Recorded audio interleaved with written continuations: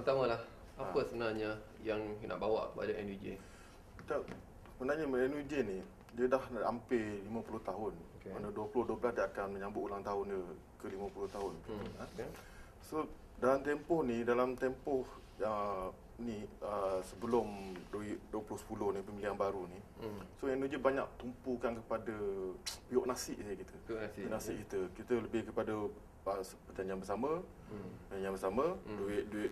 So CA. Itu kita sekarang ni kita nak nak berganjak lebih satu. Jadikan satu badan NUJ sebagai satu suara untuk meliberalisasikan media di Malaysia ni.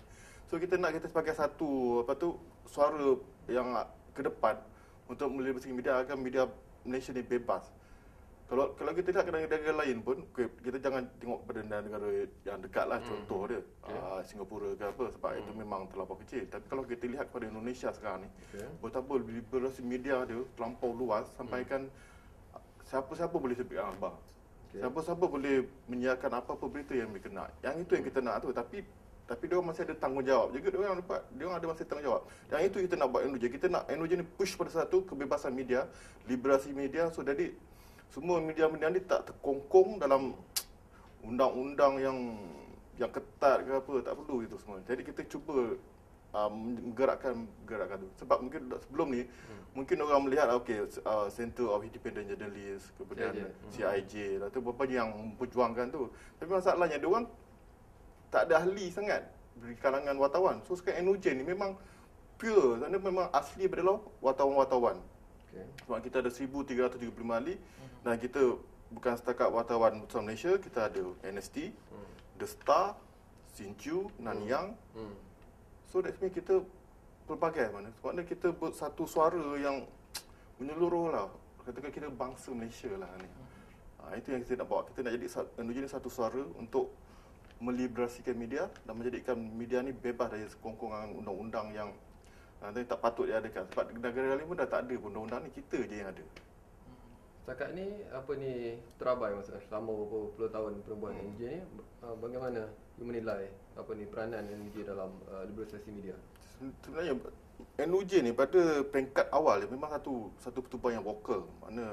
Pada awalnya mana kita pernah lihat pada apabila kerajaan, saya tak ingat tahun 1980 lebih, masa kerajaan nak mengadakan undang-undang antarabangsa rasmi.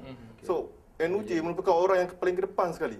Sehingga kan kita mengadakan rapat umum di depan NST. Kita bukan ada kerumbukan mereka, kita mengadakan rapat umum di NST tu. Kita pegang spanduk dan kita panggil semua pihak-pihak yang berkepentingan untuk bersama-sama kita menentang OSA. Dan sehingga kan walaupun OSA sekarang ni ada, tapi katakan dia dah strike down, maksudnya dia dah dikurangkan dia punya tekanan-tekanan tu. So dia ni saya saja ni kalau kaitan dengan government je sekarang ni.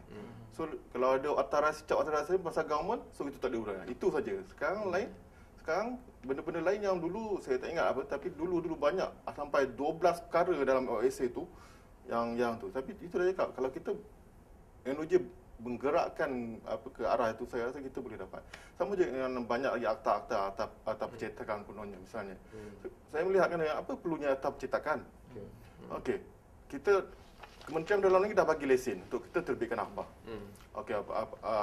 Akhbar. So kenapa nak renew lesen tu every year? Dah bagi lesen dari sini, kita ada kompeten seorang penerbit yang kompeten untuk menerbitkan akhbar. So kalau apa-apa berlaku, katakan ada berlaku tindakan-tindakan yang tidak beretika dalam akhbar tersebut. So makna tindakan itu perlu diambil kepada mereka yang bertanggungjawab. Kalau wartawan yang menulis itu mempunyai agenda sendiri, so dia kena dipertanggungjawabkan. Bukanlah akhbar tu secara sendiri. Akhbar tu perlu hidup tanpa gangguan. Mana biar dihidup naturally atau mati secara naturally. Yang itu yang kita kuasa pasaran. Kuasa pasaran.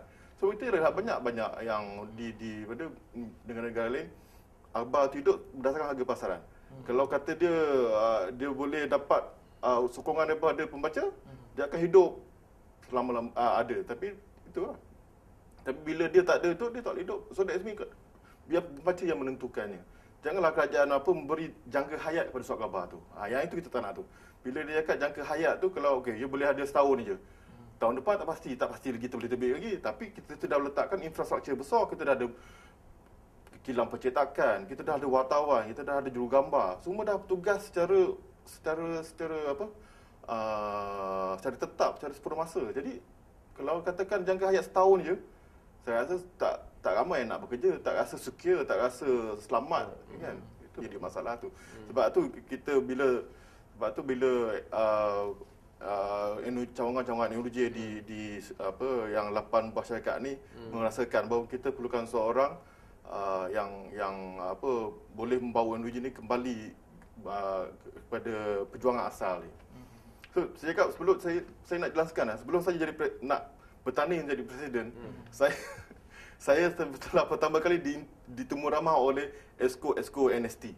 Exco NST. Mana NUJ cawangan NST. Dah datang berjumpa, okey. Kenapa kita perlu kasih you jawatan presiden untuk presiden NUJ? Okey. Maksud dia dah demand dah. Dah demand dah, cakap. Kenapa perlu kami kasih you? Sebab dia cakap posisi dia sebab dia adalah ahli, ada cawangan yang paling banyak ahli, ramai paling ahli 450 orang. So dia cakap dan kita hanya 250 orang je. Saya cakap ada, memang kita tak boleh challenge dari segi ahli. Tapi saya cakap dari segi perjuangan tu utusan lagi ke depan daripada NST. Tengok presiden kita daripada utusan dulu. Mana Yazid Osman dengan Abdullah Tahir. Apa yang dia bawa pada NUJ? Yang itu yang kita buat, itu je semangat tu yang sebenarnya yang ada pada saya. Yang itu yang saya nak bawa, saya nak bawa ke di dalam NUJ ni. Alhamdulillah setelah berdebat dalam masa setengah jam 40 minit ke, so dia orang bersetuju ke utusan kekal dengan presidensi jadi presiden dan Susah Agung Ambalagan. So menangkan Ambalagan dengan saya mempunyai visi yang sama bahawa NUJ perlu diketengahkan sebagai satu suara untuk kebebasan media, etika kewarganegaraan yang bebas semua. So that means sebab tu saya rasa NST telah menyokong saya 100%. Maknanya saya lihat sokongan orang memang bulat lah. Jadi kita boleh kata semua wartawan ni setuju dengan liberalisasi Liberalisasi media ni. Bukan setakat setuju, dia cakap mereka akan menyokong kita.